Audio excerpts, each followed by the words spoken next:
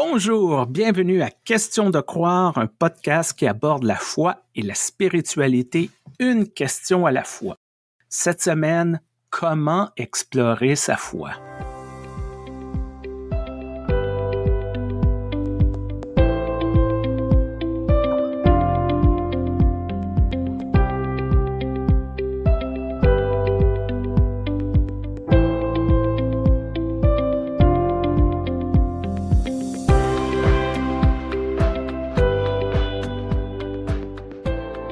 Bonjour Stéphane, bonjour à nos auditrices et auditeurs. Bonjour Joanne, bonjour tout le monde qui est là à nous écouter encore une fois. Alors, comment explorer sa foi? Moi, j'aimerais faire un petit clin d'œil à Marie Sénèque, pasteur réformée dans les églises vaudoises. Elle a écrit un livre qui s'appelle L'insolence de la parole, qui est un livre tout fin, dans lequel elle décrit sa sortie d'un système chrétien de valeurs très enfermantes, avec des rôles assignés, tu vois, selon le genre, etc. Et puis, en prenant connaissance de ce livre avec l'équipe de Déformé, donc on a un site, déformé.ch. En prenant connaissance de ce livre, on a décidé de commettre un petit article satirique, mais tu vois, qui va à l'inverse, en fait, où c'est une personne qui est élevée dans une foi progressiste libérale, mais qui se sent toujours enfermée dans cette question de remettre tout justement en question, etc. Est-ce que Jésus a fait des miracles ou pas? Et puis enfin, elle s'épanouit dans une foi plus évangélique, on lui donne un peu du prêt-à-penser, où enfin elle peut, en quelque sorte, arrêter de réfléchir tout le temps. Voilà, c'est un article satirique assez terrible. Mais Marie l'a lu avant qu'on ne le publie et elle l'a trouvé excellent, dans le sens où c'est vrai que finalement, ce qui compte, c'est de réussir à trouver son chemin. Ce qui nous porte, c'est d'avoir pu en fait aussi s'approprier les choses, avec qui on est, où on en est. Et puis c'est vrai que à l'heure actuelle, il y a cette grande tendance de la déconstruction. Le chrétien déconstruit. Puis alors toi qui es un homme, qui t'identifie comme un homme et tout, cisgenre, alors j'espère aussi que tu es un homme déconstruit pour la féministe que je suis. Ouh! C'est vrai que j'entends beaucoup sur mes réseaux sociaux ce mouvement de déconstruction de la foi. Et je crois qu'à quelque part, ça reflète une certaine perception aussi de la religion, que on nous dit quoi penser, comment penser. Et c'est sûrement intimidant pour plusieurs personnes qui sont, je dirais, à l'extérieur de l'Église, qui auraient peut-être le goût d'explorer leur foi un peu plus, leur spiritualité, cheminer un peu plus dans cette direction. Mais ces personnes ne veulent pas se faire dire quoi penser, comment agir. Et souvent, le seul contact qu'ils ont avec les églises, c'est ces mouvements plus contrôlants, plus absolus, plus affirmés, ou des gens qui parlent que « Ah, j'ai déconstruit ma foi et maintenant je suis libéré », à se demander, mais où sont, entre guillemets, les gens ordinaires qui croient en Dieu? Tout simplement, je pense qu'en tant qu'Église, on ne fait pas un bon travail pour, se vendre. Je pense qu'il n'y a aucun problème à vendre ce qu'on fait de bien et de présenter une image positive aux gens, de dire oui, vous pouvez venir ici, on peut penser, c'est permis de remettre en question, c'est permis de cheminer. Vous n'êtes pas obligé d'avoir toutes les réponses dès le début, vous n'êtes pas obligé de signer une espèce de confession de foi. Vous pouvez venir et grandir, et on peut grandir ensemble. Et c'est vrai que grandir ensemble, ça implique de poser des questions. J'ai beaucoup de plaisir, et j'en ai déjà témoigné ici, à déployer la méthode Godly Play avec les enfants, parce que c'est une méthode finalement à la fois toute simple. Ma tante, qui est une pédagogue nord-américaine, m'a dit c'est une méthode un peu no-brain, dans le sens où ça tombe sous le sens. L'idée, c'est de présenter des histoires aux enfants et puis après de faire « I wonder », je me demande. Oser poser la question « je me demande ». si Jésus avait chaud dans le désert. Alors bien sûr, on peut dire ah oui, il avait chaud, enfin. Puis en même temps, du coup, ça amène les enfants à parler de s'ils ont chaud ou pas, comment ils se sentent, qu'est-ce que ça veut dire être seul dans le désert. Mais ça, ils le font eux. C'est pas nous qui le faisons à leur place. Et c'est toujours un peu ça la question. Est-ce que lorsque les gens viennent à l'église, à tout moment, pour toute circonstance, on doit leur donner du prêt-à-penser? Ou est-ce que on peut laisser assez d'espace dans lesquels les gens puissent poser des questions et poser leurs doutes aussi? Parce que si on veut explorer sa foi, il faut explorer son doute. J'adore la façon dont tu parles de ton approche avec les jeunes. Moi, qui n'ai pas travaillé beaucoup avec la jeunesse, j'ai toujours eu des réserves sur les cours de confirmation pour les adolescents tels que je les ai vus parce que c'était une approche, on va vous apprendre la foi. Même, j'ai vu ça chez des adultes, des personnes qui changent d'église. Les cours d'initiation à la foi, c'est pas des cours d'initiation à la foi, c'est des cours d'initiation à la religion, au rythme, au dogme. On part pas du principe qu'une personne a déjà une foi. Il y a une spiritualité là. On peut, un peu comme une plante, l'arroser, mettre un peu d'engrais pour qu'elle pousse un peu plus. Mais on peut pas dire, je vais t'enseigner la bonne façon de croire. Moi, j'y crois pas, en tout cas. Je pense pas que c'est une bonne approche. On part avec ce que tu es, qui tu es, et on va cheminer ensemble, on va grandir ensemble. Moi, de cette relation-là, j'espère que je vais grandir. Toi, j'espère que tu vas grandir, que nous allons grandir en tant que groupe. Oui, c'est peut-être un peu plus déstabilisant pour certaines personnes parce que lorsqu'on laisse place au processus, on ne sait pas nécessairement où on s'en va. Mais moi, c'est ce que je trouve stimulant. On va peut-être découvrir une autre façon de vivre sa foi. On va peut-être découvrir quelque chose sur moi, sur toi. Il y a une place à la surprise, à l'émerveillement. Moi, je trouve ça très stimulant au lieu d'essayer de contrôler la foi, la spiritualité, essayer de contrôler Dieu. On dit, on laisse tous la place où l'Esprit va nous emmener.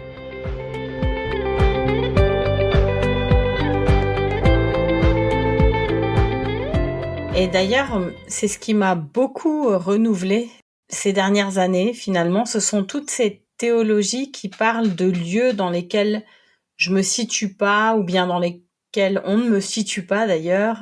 Donc les théologies queer, les théologies féministes, et un certain nombre de théologies aussi qui partent des questions de colonisation, même si c'est toujours un peu délicat. Parce que on a chacun et chacune nos histoires. Moi, je viens d'une famille qu'on appellerait maintenant une famille de la colonisation, puisque c'était des Espagnols qui mouraient de faim en Espagne, à qui on a donné des lopins de terre en Algérie. Donc, des fois, je lis des choses très, très dures. Et je trouve ça pas juste envers mes ancêtres, parce qu'il n'y a pas de nuance dans tout ça. Mais néanmoins, c'est pas parce que parfois ça manque de nuance que moi, ça m'empêche de mettre de la nuance là-dedans. Et c'est un peu là où j'admire des gens qui rejoignent des églises dans lesquelles ils se sentent pas complètement raccord. Et ça, j'en connais pas mal. Ce sont souvent des gens qui sont capables de mettre un peu de distance et un peu de nuance et de se dire, je prends ce qui me parle et ce qui me parle pas, je me dis que ça va peut-être parler à d'autres. Et c'est ça un petit peu ma boussole parfois aussi, c'est de me dire, parfois je vais dire des choses pendant un culte, pendant une conférence, qui sont pas complètement là où moi je me retrouve, mais ma boussole c'est de me dire il faut que je varie un maximum aussi mes langages et puis mon approche des choses, parce qu'il y aura d'autres gens dans l'assemblée que moi, quoi. Si j'utilise, je donne un exemple tout bête, si j'utilise que du langage que comprennent les personnes queer ou inclusives, si j'utilise que du langage féministe, si j'utilise que du langage super déconstruit, je sais qu'il y a des gens qui vont passer à côté de ce moment-là. Donc, il s'agit pour moi de saupoudrer un peu de tout avec tout, en fait. Essayer à chaque fois de prendre en compte les différentes sensibilités.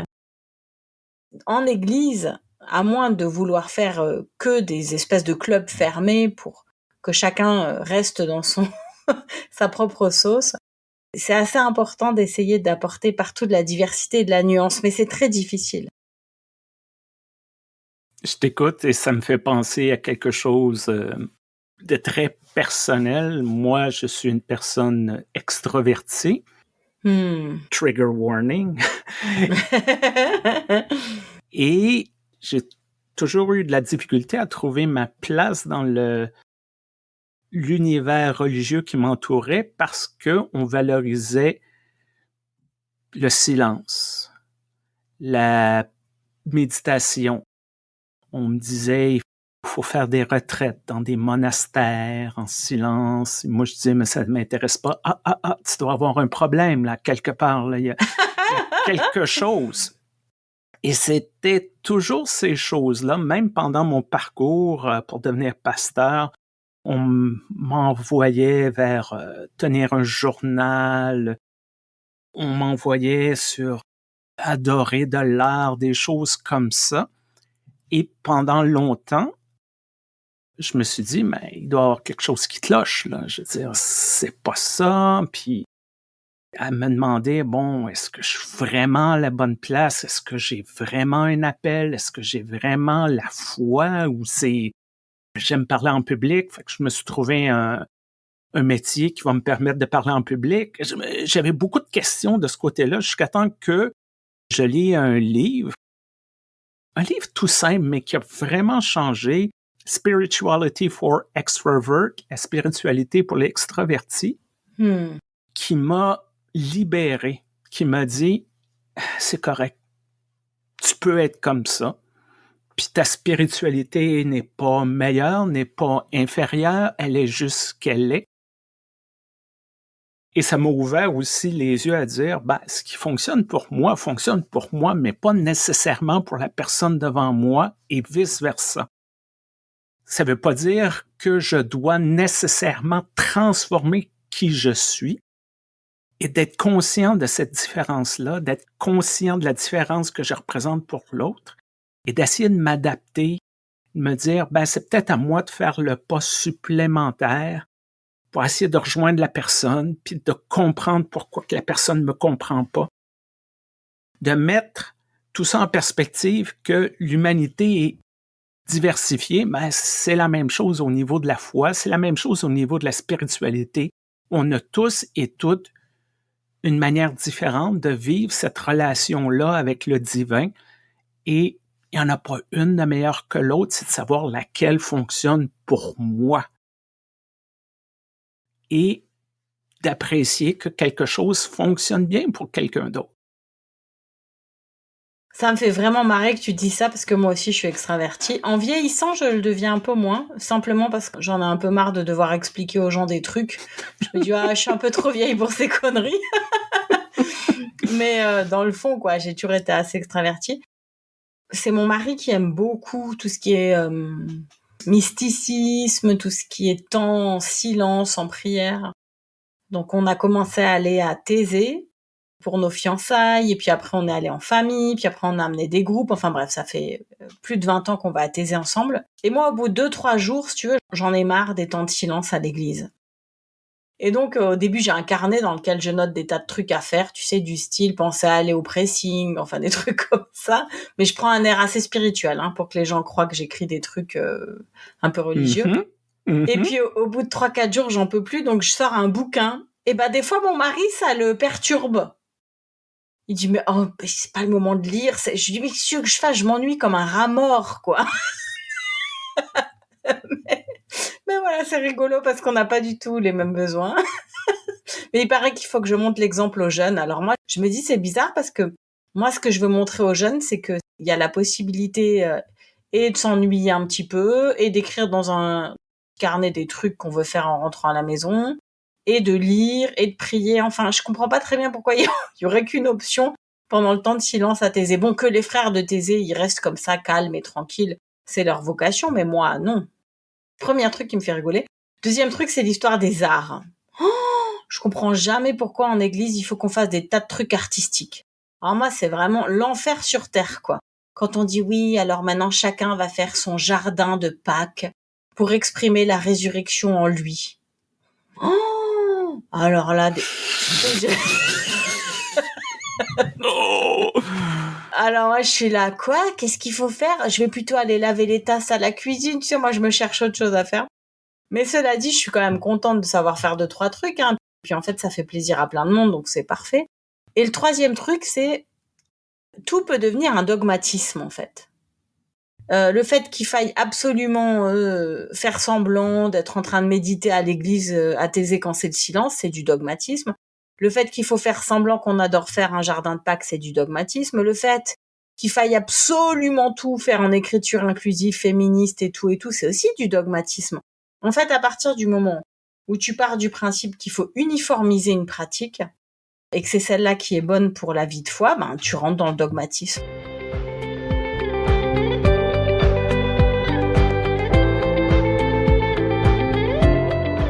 C'est vrai que il y a plusieurs façons de vivre sa foi, de sa spiritualité, et peut-être la meilleure façon, c'est de l'adapter à sa réalité. Un autre exemple, il y a très longtemps, j'appartenais à un groupe de décision d'église. Et une des personnes disait, bon, j'ai la liste de tous les membres du groupe, et chaque jour, je prie pour cette personne pendant X nombre de minutes. Moi, je me dis, j'aimerais faire ça, mais prier, je ne savais pas trop. Alors, j'ai décidé, qu'est-ce que je fais? Je marche beaucoup. Ce que je vais faire, c'est que lorsque je vais marcher aujourd'hui, je vais penser à cette personne. Et j'envoyais un courriel à la personne. Je disais, aujourd'hui, quand je vais marcher avec toi. Je vais penser à toi. Toi, tu n'as rien à faire, là. Mais sache que tu vas être avec moi, tu vas marcher avec moi quand je vais aller au gym. Et les réponses que j'ai reçues étaient parfois très touchantes. Des fois, c'était « j'ai eu telle mauvaise nouvelle et savoir que j'étais avec toi aujourd'hui, ça me donnait un peu d'espoir, ça me redonnait un peu d'énergie. » Et c'est ça que des fois, je propose aux gens, qu'est-ce que tu fais, qu'est-ce que vous faites et comment vous pouvez y injecter un peu de spiritualité là-dedans, d'un peu de sens là-dedans. Essayez pas d'être quelqu'un que vous n'êtes pas. Soyez qui vous êtes et mettez-en peut-être un peu plus ou soyez un peu plus intentionné ou être un peu plus dans le moment ou être un peu plus présent dans ce qui se passe autour de vous. Et ça peut être tout aussi bon. Oui, parce qu'en fait, étant donné qu'il y a des passages dans la Bible où il y a des listes de choses à faire, à ne pas faire, ce qu'on appelle les listes de sainteté, etc. C'est vrai qu'il y a parfois des personnes qui sont un peu nouvelles à la foi ou qui sont justement dans ces entreprises dites de déconstruction, qui reproduisent un peu ce schéma ou qui voudraient avoir des listes. Est-ce que c'est permis de faire ceci? Est-ce que c'est pas permis de faire cela? Quand on est chrétien ou chrétienne, qu'est-ce qu'on fait pas? C'est un peu délicat cette histoire parce que quand on regarde vers la compréhension qu'a la majorité des gens de l'islam, il y a les 5 piliers, il y a des trucs super clairs à faire. Du côté du judaïsme, c'est un peu pareil, quoi, avec leurs mitzvot qui sont par centaines. Nous, en christianisme, il y a un peu la règle d'or. Ne fais pas à autrui ce que tu ne voudrais pas qu'on te fasse. Et puis, aime Dieu, aime ton prochain comme toi-même. On pourrait s'arrêter là presque. Et on se dit, c'est déjà beaucoup pour toute une vie. Mais il n'y a pas beaucoup de sous-texte, en fait, hein. Il y a des grands chapitres. Il n'y a pas de chapitre, il n'y a pas de sous-chapitre. Et ça, c'est à chacun de l'écrire un peu. Et c'est ce qui donne aussi la sissiparité, le fait que toutes les églises passent leur temps à se séparer pour trouver un meilleur système ou avoir plus de pouvoir, comme on veut. Et puis c'est ce qui amène aussi au fait que, comme les catholiques le reprochaient à Luther, chaque protestant est un pape Bible à la main. Et c'est évident, à partir du moment où tu vas avoir des followers, généralement, c'est que t'es mal embarqué. Tu vas pas dans le bon sens. Donc, qu'est-ce qu'on fait? On encourage chacun à être un peu pape, Bible à la main. Ouais, finalement, ça reste la moins mauvaise option. On peut témoigner de voilà comment moi je fais, comment moi je vis.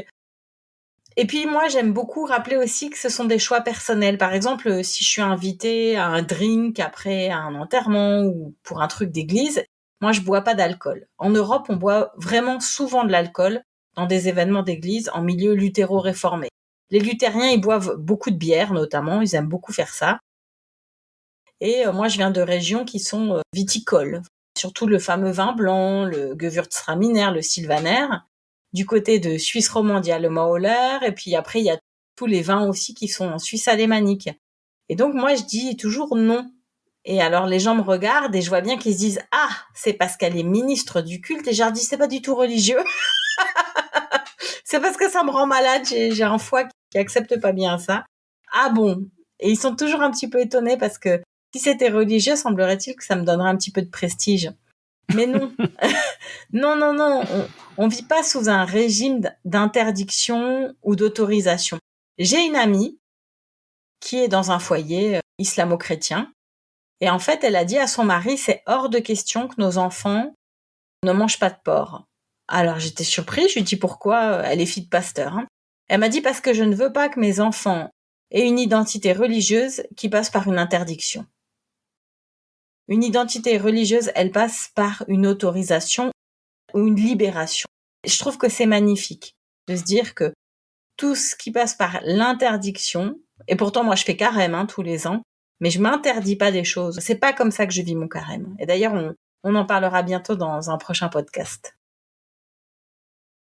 Souvent, mon épouse me dit « Tu n'es pas orthodoxe, tu es orthopraxe ». L'orthopraxie, la bonne action, je me suis rendu compte que ça fait partie des valeurs que j'ai reçues de ma famille, de ma jeunesse.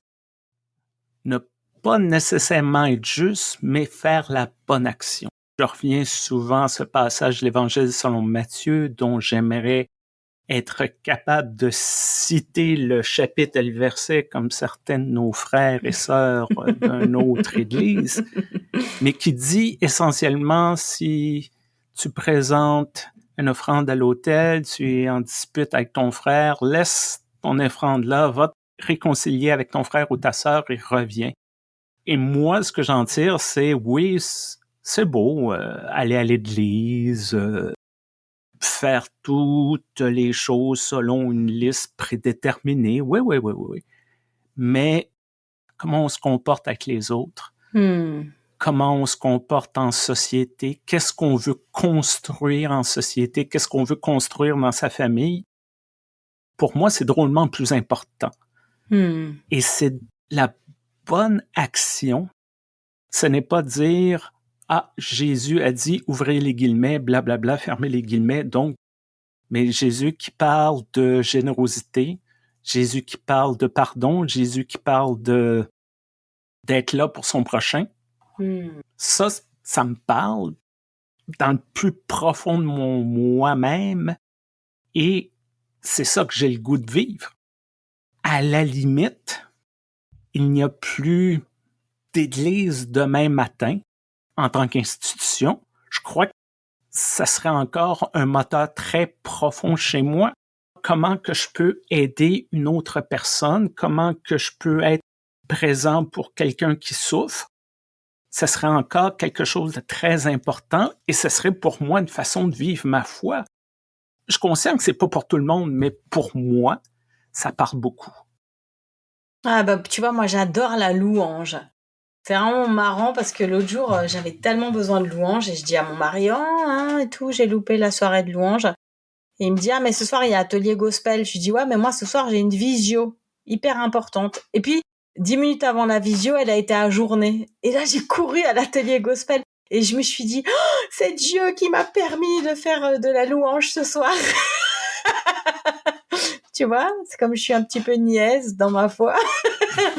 Et pourtant, ça m'a fait du bien, ça m'a permis d'être avec les autres.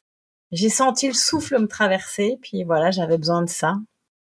Je voulais terminer un peu aussi pour répondre un petit peu plus concrètement aussi à cette question que tu as reçue, et merci d'ailleurs de nous envoyer des questions. Ce qui m'aide beaucoup ces dernières années, c'est moi je les crée, mais sinon je les suivrai, les groupes WhatsApp thématiques. Alors groupe WhatsApp de l'Avent, groupe WhatsApp pour Carême, mais il peut y avoir d'autres types de groupes WhatsApp. Il y en a de plus en plus, et puis je pense qu'il faut trouver celui qui convient.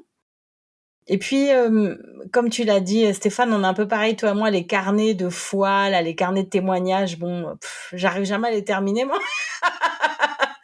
Mais je crois qu'il y a des gens à qui ça fait beaucoup de bien, et il y a un truc qui s'appelle Bullet Journal, que les gens adorent. À ce sujet, j'aimerais faire un petit coup de pub. Vous pouvez la suivre sur Facebook pour Émilie Husser.